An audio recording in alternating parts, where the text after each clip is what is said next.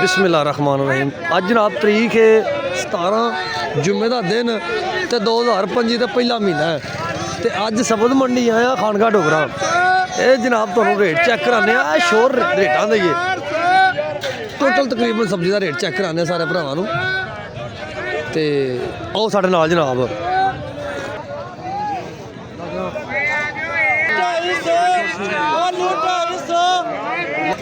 भाई भेजा ना थोड़ा जनाब दिता है इन्हें तकरीबन कितनी होने भाई 50 किलो गाजर के जनाब 1300 रुपया थोड़ा जे।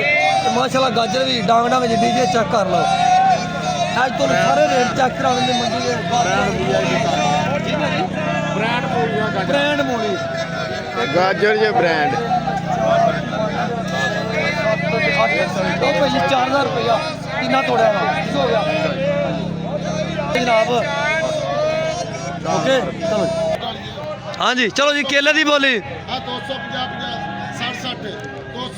2 दर्जन केला साईं जी बोली जो टाइम डाल 260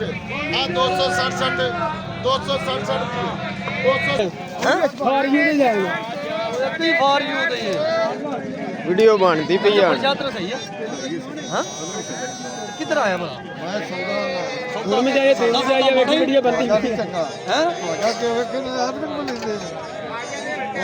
लो जनाब 100 रुपये किलो दिता टमाटर साइया। तो जनाब समझ मंडी का सेहरा ने केले की बोली हो रही जनाब फ्लूट किन्नू की हो रही है। तो आ बंदा बड़ा तेज है तंत्र धर जाता है। 400 धड़ी जनाब मटर है मटर जनाब आ रहा 400 रुपये धड़ी यानी कि 80 रुपये किलो बनता है जनाब। केले की बोली और माल्टे की बोली भारी दे रहे पता नहीं की 5 किलो करना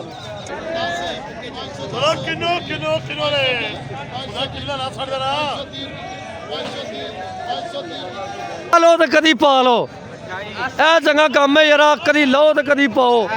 मठा नींबू किवें होगा जी नींबू नींबू है 100 रुपये किलो यार बल्ले ना कर बल्ले बल्ले बल्ले कुछ सही से दे सानू कट के सारे चंगे ने कौन सारे चंगे ने कौन नींबू तो भी चंगा नींबू भी चंगा उदां दी 300 दी डाले किन्ना होना अमरूद अमरूद हो जाने 8-9 किलो एक डाले च। क्या बात है ठीक है गुड। और चौथा चकंदर का की रेट ही तू ही दस दे तेनू की है मैनू नहीं ना पता है। 48 दाने 1300 रुपए ਦਾ ਪੱਲਾ चंगा ਇਹ 1300 ਦਾ ਪੱਲਾ 48 ਦਾਣੇ ਉਹ ਸਾਰਾ 600 ਲਾ ਪੱਲਾ ਸਾਰਾ 400 ਕਿੰਨੂ ਦਾ ਅਮਰੂਦ ਵੇਚ ਚੰਗੀ ਦਾ ਚੰਗਾ ਮੋਲ ਲਈ 100 ਦਾ 450 100 ਦਾ 450